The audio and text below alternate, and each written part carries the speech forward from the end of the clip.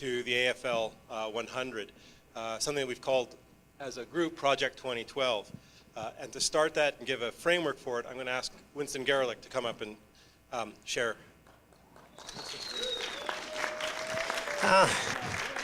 The old late afternoon crowd. It's terrible when you listen to speakers all day and then have to listen to 4 or 5 more. But I'm sympathetic. Alvin, on the other hand, is not so sympathetic when he's editing my chapter in the book. He'll talk about the book, then somebody else will talk about a DVD and that sort of thing. I just wanted to give you a quick overview of what we've been doing with Project 2012. And it will be quick because people are going to talk about the separate elements. That's the theme that we took around the province. Sort of the theme that Paul Moist was talking about, if you want. And we are doing this because, of course, the Alberta Federation of Labour is celebrating its 100th anniversary. And so we went to them, and actually Ron Patterson and I approached the president of the Federation of Labour and said, why don't you do this anniversary properly? We had been to a number of union anniversaries where they have a banquet and they hand out ashtrays and that's sort of it. And we said, we can do much more than that.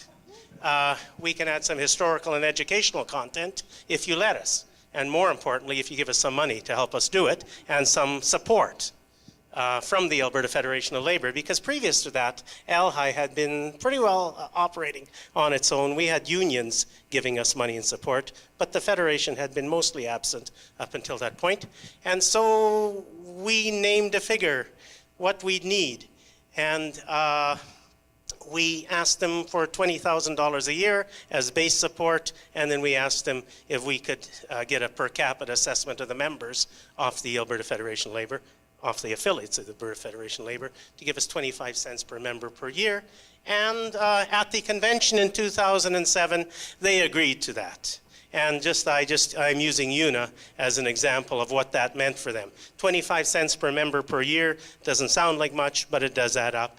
And then when you add the $20,000 per year that we can dip into when we needed it, then it amounted to quite a bit of money, besides which we got money from non-affiliates, and I suspect we got about $90,000 in all from the Alberta government, not a cent from the federal government, as opposed, just to show you how much things have changed, about 5 years ago, we got $100,000 from the federal government to do a similar kind of project.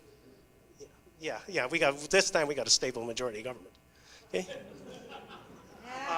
We based a lot of the stuff we did on community visits because we based our whole approach upon getting the story directly from workers and from communities. And there's me pinning a pin on a very nervous prospective interviewee who's in the hall here today. We got the story firsthand. We've done now probably 400 of the interviews that we transcribe, and when there's not a roadblock, we start putting them up on the web, and people can download PDF documents off these. In one case, it was a 10-hour interview, just to give you an idea of the scope of this project.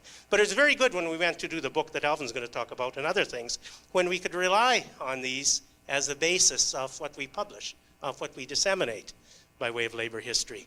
We did a whole bunch of archival research, and you have to be more or less a millionaire to do that sort of research these days, because the fees at the archives have jumped so much.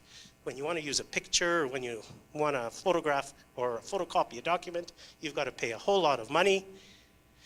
And that was the first product, and that was done because Alvin Finkel showed no mercy. He put his head down and he got the book done, and that was the first major outcome, if you want. We had done things before that, but this coming out as it did last February kind of showed us that we were over the hurdle, that we were actually going to come through and produce what we had promised to do for Project 2012. We had a poster series. We've done 6. That was the first, about the Crow's Nest Pass. And this one, which has just come out, is about the dandelion pros. Yeah, thank you. The dandelions. And we print these in the thousands and hand them out for free, and people just love them. They frame them. There's several unions now that have them framed and up in their offices as you walk through. It's all an attempt to disseminate the products of our research in different forms. We did a booklet series, and I think you've seen our booklets up front. We started once again with this one, and the latest one has just been written by Mr. Selby, and it's on the subject of workers' view of labor law. That's not exactly the title, but that's close enough, eh, Jim?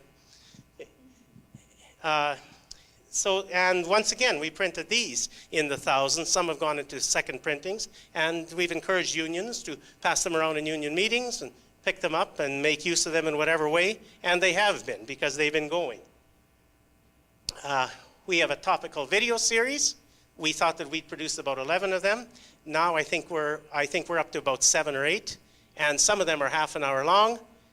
For instance, the one on the temporary foreign workers, which features Albert Johnson, who just asked a question earlier. One on the nurses, on Nurse Parcells, who pursued the maternity leave benefits issue, and those kind of things. And the reason I'm not going into these in any great depth is because I'll let the people do it themselves. We did a lot of this, a lot of presentations, ads and things like that to promote what we were doing through Project 2012. I'm particularly proud of this. See, this is an example of how things grow like topsy. Once people found out about us, they started talking to us, to us about doing things that we hadn't planned to do originally. And the museum displays is a really good example. These were produced, these sorts of displays, and I think in all, we just took down the display in the foyer of the Edmonton City Hall, where it was up for 12 days. And there are, as a matter of fact, 12 displays too. They were up there with a book table, and they attracted a great deal of interest. Well, as a matter of fact, there's about 25 different facilities, mainly museums across the province, where these are going up for a period of time, about anywhere from a month or two to 3 or 4 or 5 months.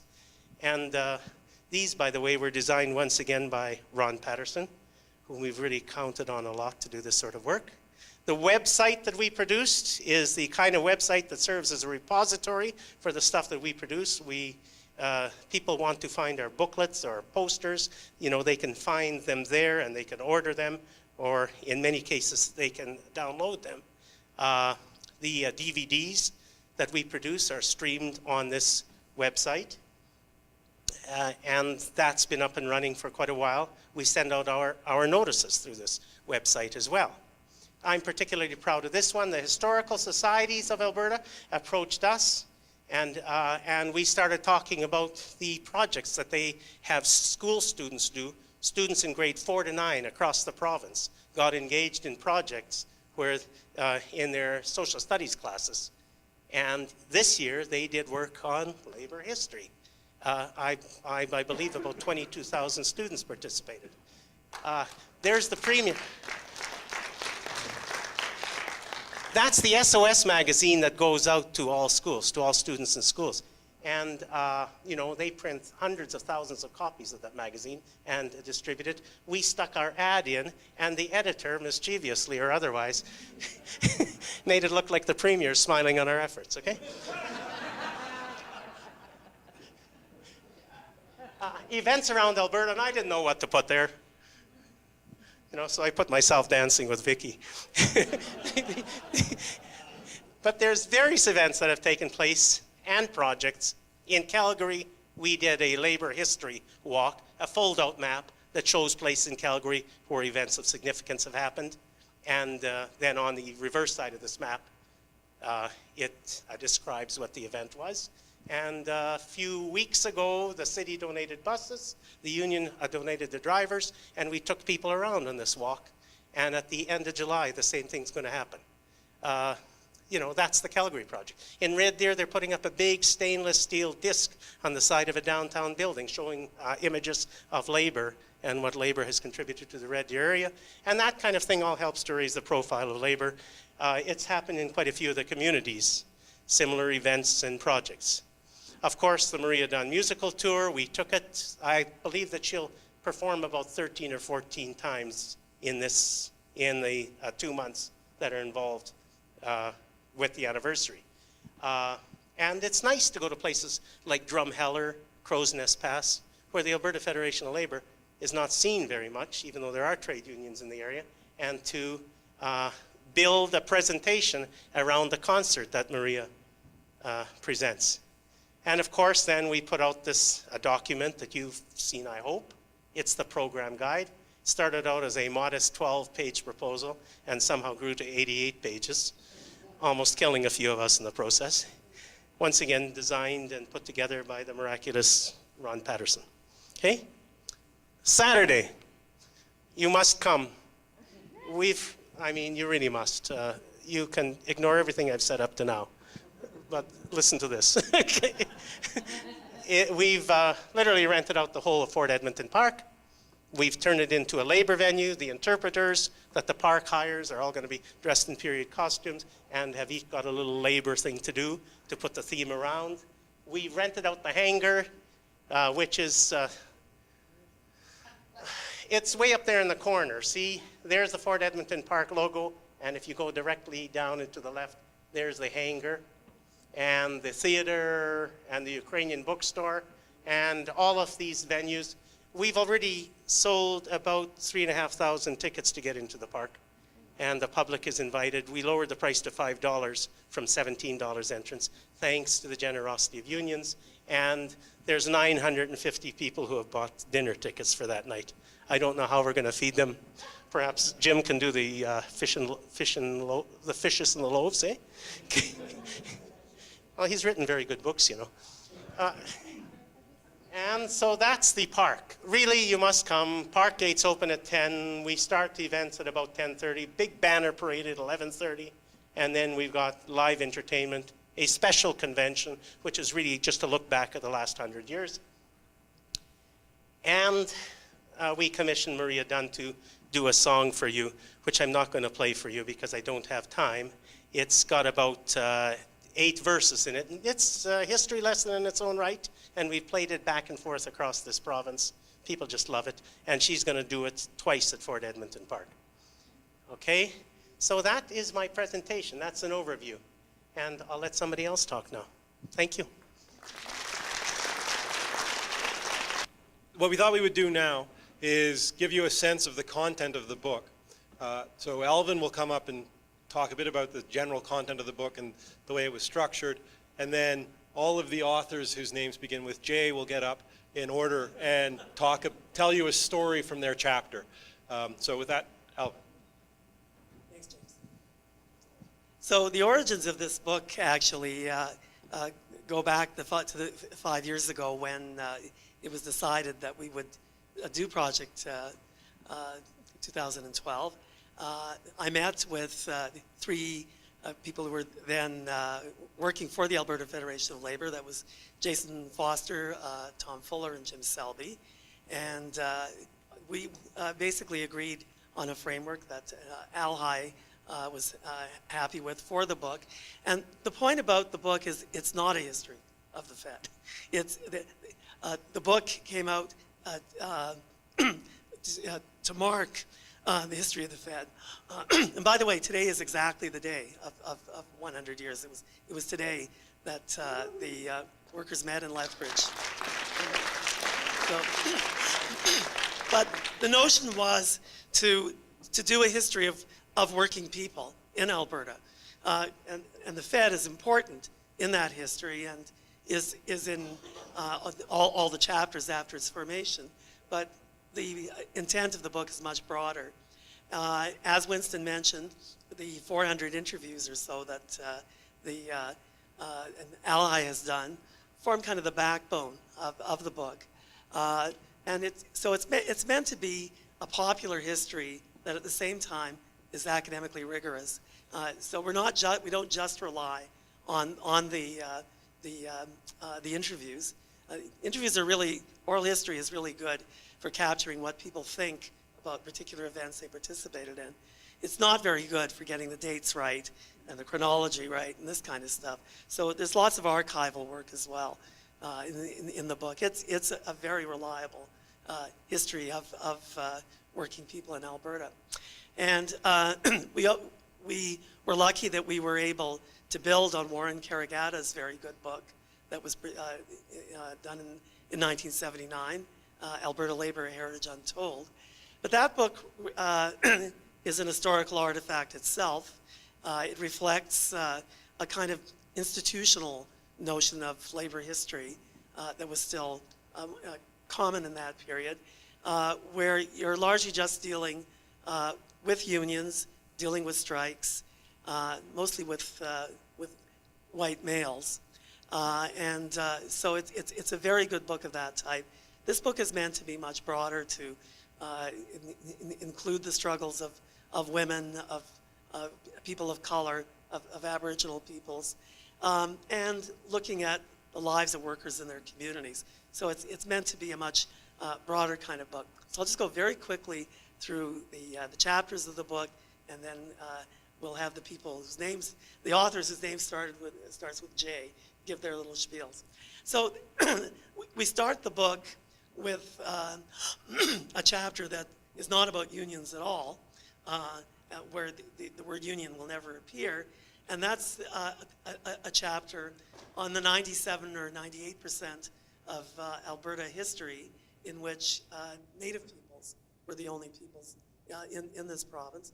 And the purpose of that chapter is to honor the history of our First Nations, but B, also to look at the way in which labor was organized in a period that is pre-capitalist and has a very different history, a very different value system.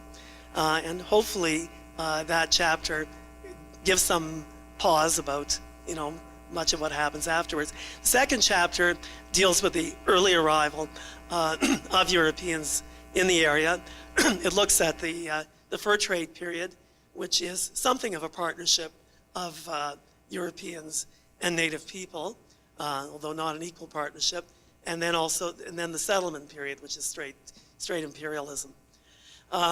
Then we move on to what people would think of as more traditionally labor history. The third chapter deals with that early settlement period and the relations of workers and capital.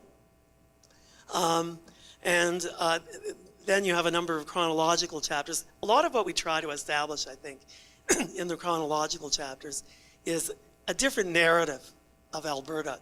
I mean, Alberta is presented in the bourgeois media and much of our thinking about Alberta as kind of a one-class, one-party, one ideology province. But nothing is further from the truth about the present or the past. And certainly if you were looking at Alberta at the time of the Winnipeg General Strike, most people thought of Alberta as actually more radical than Winnipeg. I mean, this is the province, where the IWW was stronger than it was in Manitoba, where the OBU, started.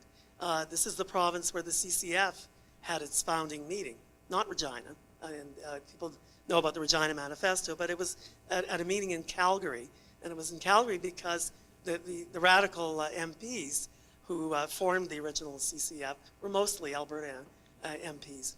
So, so we try and present a kind of different view of the province. Then we have, after the chronological chapters, we have a chapter on the labor women and their history. I mean, there's materials on women in all the chapters, but we thought it was important to have a chapter that focuses, purely on the history of women in labor. And it's meant to be a critical chapter. It's not suggesting that the labor movement was an early defender of women, because it certainly wasn't. And then there's a chapter on race and labor. And again, I mean, it starts with a period where the labor movement is certainly not in the avant-garde in terms of defending human rights, though that does change as it does with women. And then the last chapter is an attempt to look at the future, where I guess we pose the usual kind of questions of socialism or barbarism, a petro-state or a people's state, those kinds of questions. So I'll hand it over now to the first J, which is Jim Selby. So I depended heavily, I did the sort of 1885 to 1914 period. I depended really heavily on the ALHI bank of interviews. There's some really good ones with Charlie O'Brien and Slim Evans. oh no, there wasn't. Yeah, the early chapters kind of miss out on the wonderful oral history project that ALHI did. But we struggle, you know, those of us who worked on those chapters struggled through them anyway. I would say that you know, if I was going to tell a story, an interesting story about my chapter, it was through long discussions with Cecilia Danisk, where I filled in the information about the farm workers and the big harvest excursions that took place into Western Canada. This is lost history. You know, at the peak year, people used to take a train, these big harvest excursion trains from Ontario and the Maritimes, but mostly Ontario, and come out to the prairies, take in the harvest, and get their cards stamped by a farmer, and then they'd get free transportation back home again.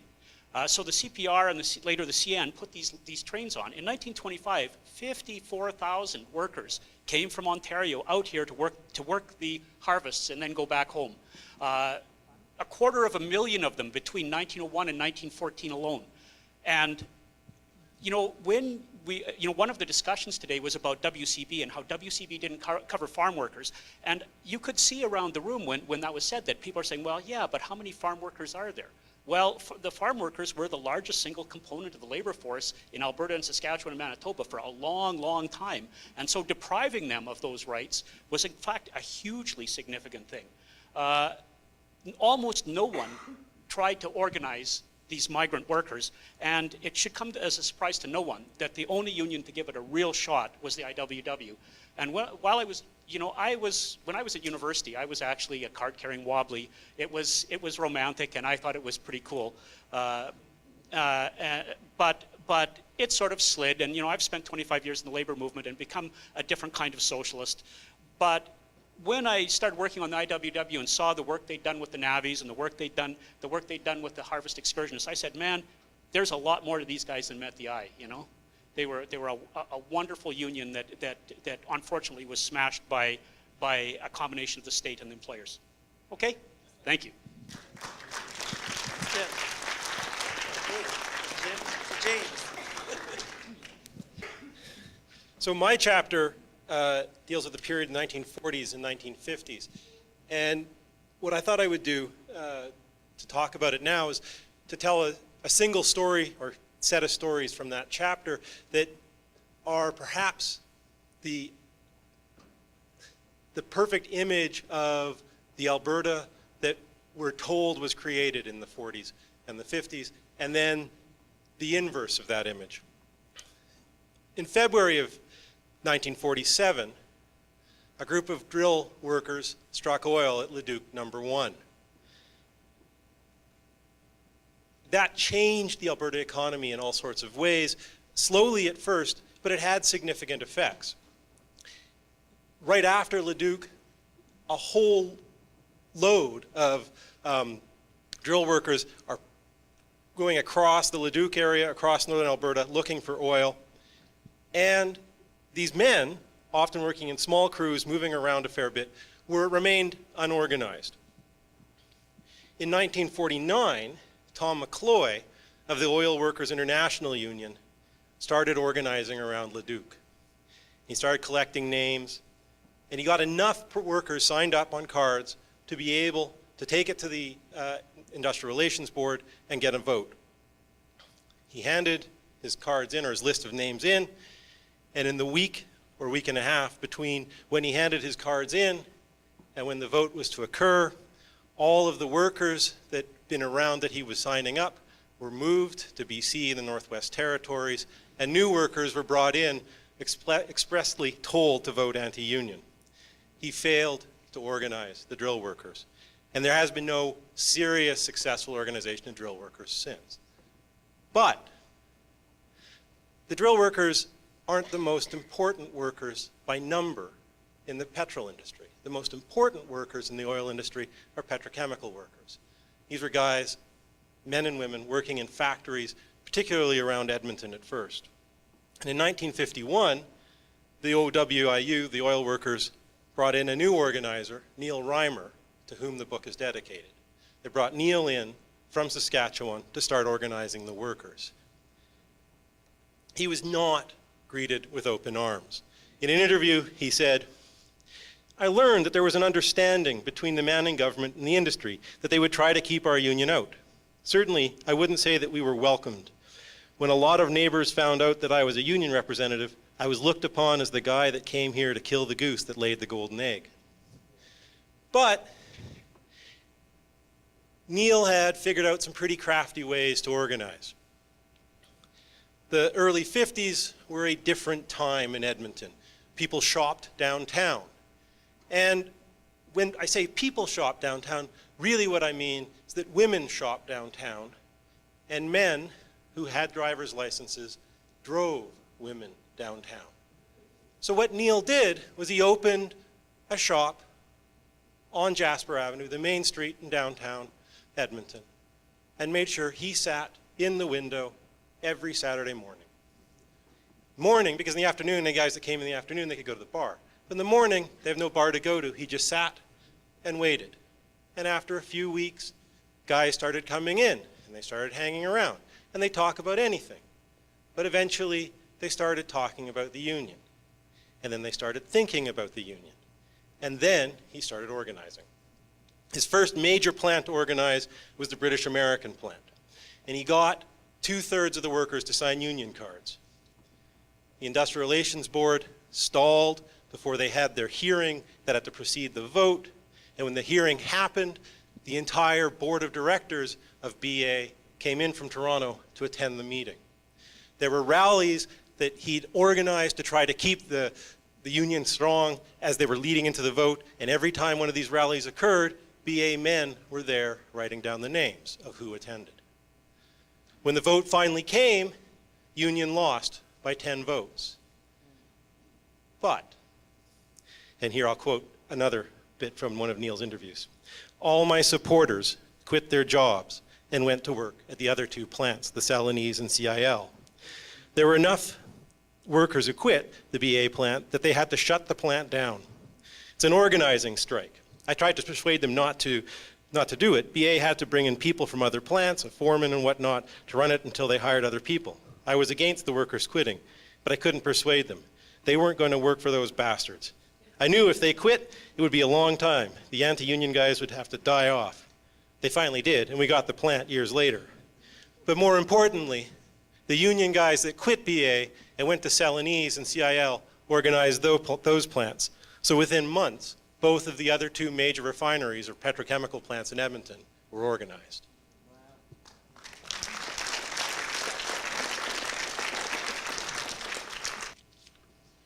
So I did the chapter on women, and basically the chapter is divided into two main sections. The first part is an overview of women's work from pre-contact to the present, and then the second chapter focuses on women in the labor movement.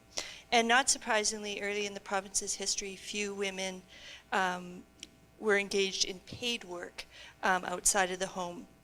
And for those who were, almost none were unionized.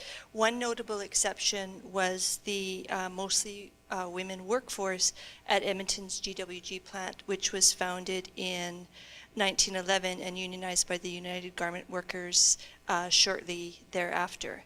One of the women who worked at the GWG plant, who I have a quote from in my chapter, her name was Assunta Dotto, and she immigrated from Italy with her family in 1922 and lived first in Catamine and then before she moved here to Edmonton. And sadly, we just learned the other day that Assunta passed away on June 7th. She was 89. And I was actually fortunate to be involved in one of her interviews, and she told many, many great stories. And Catherine Cole, her book on GWG that's available for sale in the lobby, there's a section there on Assunta, which there's a great story in there. And then Maria also told me last night that she had mentioned this when we interviewed her, that she was publishing her memoirs and that she actually did that. So that's something that we all should look for and take a look at. So, like I said, very few women early on were unionized, but as women's participation rate in the workforce increased, so too did their unionization rate.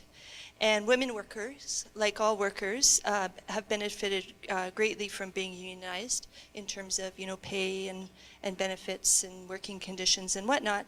But I think one of the things that things that is important to recognize is that the sexism that women faced and continue to face in the workplace and in society in general was also something that they experienced within their unions. And in 2005, when we were working on the website and the other project that was the major project that we did before Project 2012, we were down in Calgary, and Winston did an interview with Clancy Teslenko, who's sitting right there, and I sat in on that interview, and she told a story that really stuck with me. And so when Alvin asked me to if I would write the women's chapter for the book, one of the first things that I thought of is I got to work that story into the chapter. And so I want to just read you the quote from the book. Okay. So this is Clancy's words. I remember going to a QP convention in Lethbridge. By that time I was married and I had a child. There was a resolution that I had written and put forward about providing subsidies for childcare. I not only did that, I had resolutions on health and safety, I had resolutions on government issues, political issues, everything. I wasn't focused on women's rights. When this resolution came up, I had gone up to the mic and spoke on it, and as I was leaving the mic, one of the brothers turned to me and said, "Why don't you stay home with your kids?" Them's fighting words. I was absolutely floored that he would say that to me. At that point, it was 1990. The unions had been talking about equal rights. There had been acceptance at the national level. So I went back in and I went to the mic and I said I couldn't believe what had just happened on the floor. From there, the rally started. After I got off the mic, I don't know how many brothers and how many sisters got up and condemned what was done. The president of his local came and talked to me, and I told him what happened. He went and dealt with that member, and that member came and apologized. For that to happen was a big thing. We actually ended up being quite good friends after that. It was more than an okay, I've done wrong, I'm here to learn. And I think the reason why I found that story so powerful is because I think it shows that when you stand up and speak out about something that's wrong, you can build solidarity and help people to learn, and that's how we move forward. And I think that's so important. I believe, and I'm sure you all agree with me, or you probably wouldn't be here, that regardless of gender, regardless of race, sexual orientation, ability, or anything else, it's so important for all of us to stand up to injustice and fight for equality and respect for all people.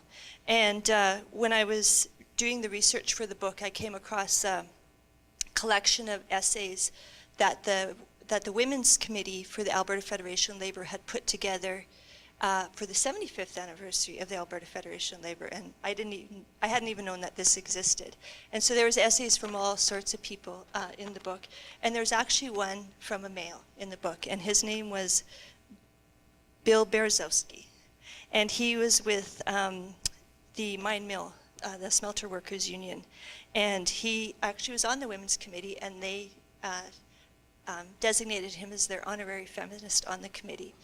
And he had a quote in the book, and I thought a lot about it because I thought, am I going to end a women's chapter with a quote from a male? and it's just so powerful, and I just think it was important to do that, because it's not just about women standing up for themselves or standing up for other people who face any kind of discrimination or whatnot. It's about all people doing that, and I think and Bill, I never knew him, but I talked to a few people that did, and he definitely was one of those people that did that. So I want to end by reading that quote, and it's a call to the labor movement. So he said, "The fact that after a millennium of generations, women still get the dirtiest and least rewarding jobs, are still the last hired, first fired, and last promoted, and are still paid less for the work they perform than their male counterparts, is not only a blight on our civilization, but a blot on the labor movement as a whole. Unless such issues as that of equal pay for work of equal value are raised to the level of importance we grant to changing unfair labor laws, solving unemployment, and winning strikes, never will the extra burden be lifted from the shoulders of our sister workers. Nor will we win other battles bosses and governments place before us. Simple arithmetic proves the point. More than half of the actual or potential workforce is women. Unless this half comes forward in full equality, the labor movement battles with one arm.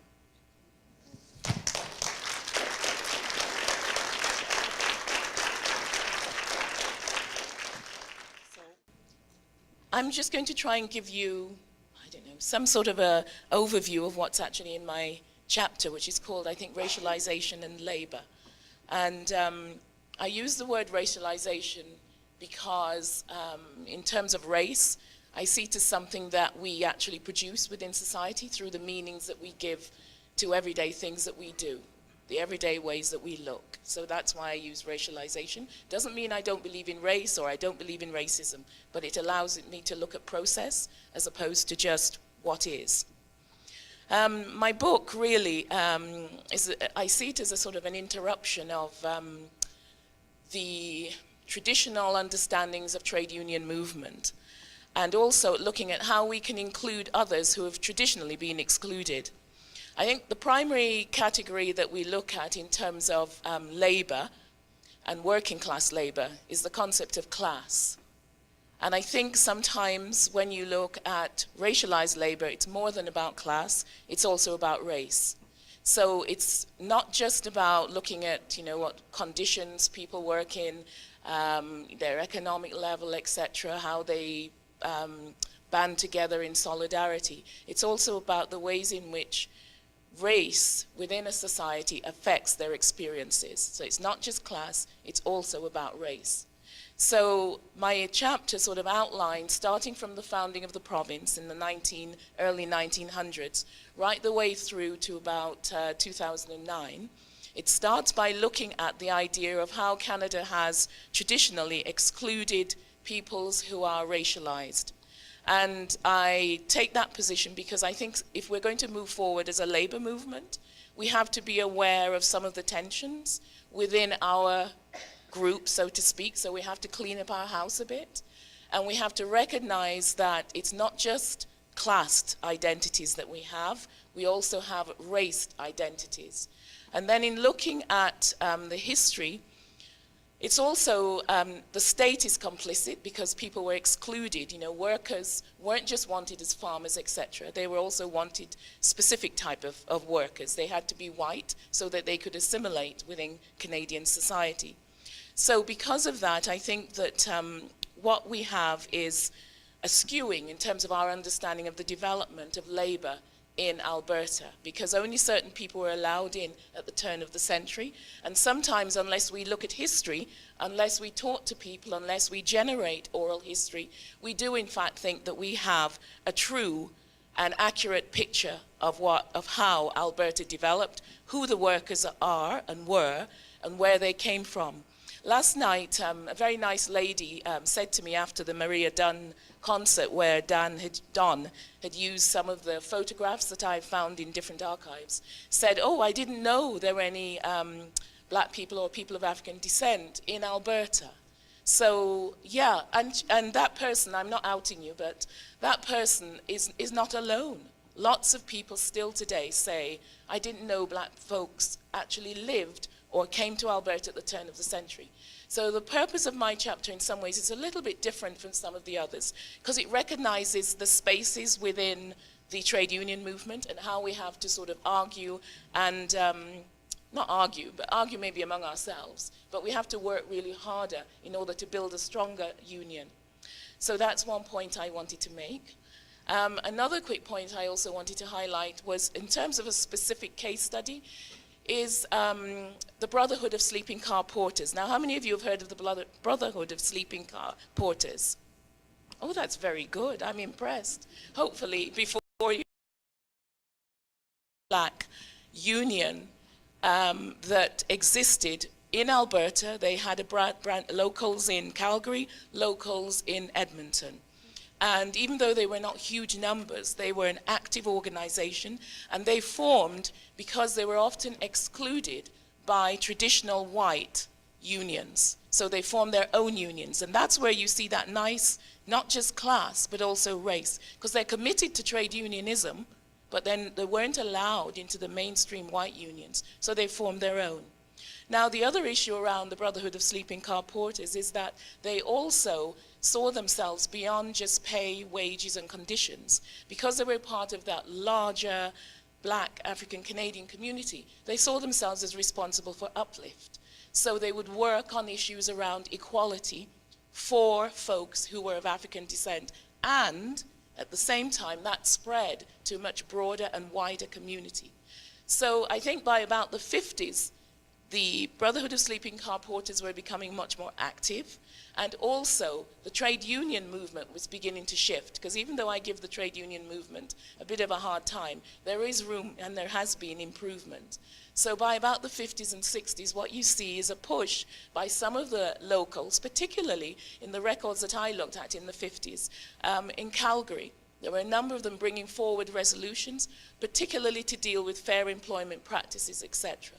So I think even though I'm critical of the union, I can see how things have changed. The book goes from, as I said, the 1900s right the way through to the present day, where we're dealing with temporary foreign workers. And for me, there are some overlaps in terms of the ways in which traditionally we've treated foreign labor, i.e. they're alien, i.e. they're temporary. And because they're temporary in some ways, their rights as Canadians, their rights as workers have been eroded. The other issue is that traditionally, white working class unions tend to see those who are racialized as cheap labor. So the Chinese were regarded as problematic, cheap labor. Blacks were regarded often as cheap labor. And so in a sense, our automatic position could be that we see all the temporary foreign labor as cheap labor. Now, one of the hopeful signs that I've seen is with the AFL and their employment of Yessie Beale.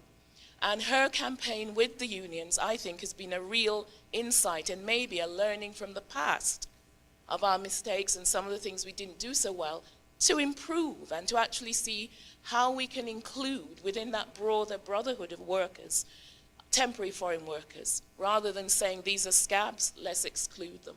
So my chapter starts with a bit of a hard-hitting critique, but I do get a bit more hopeful.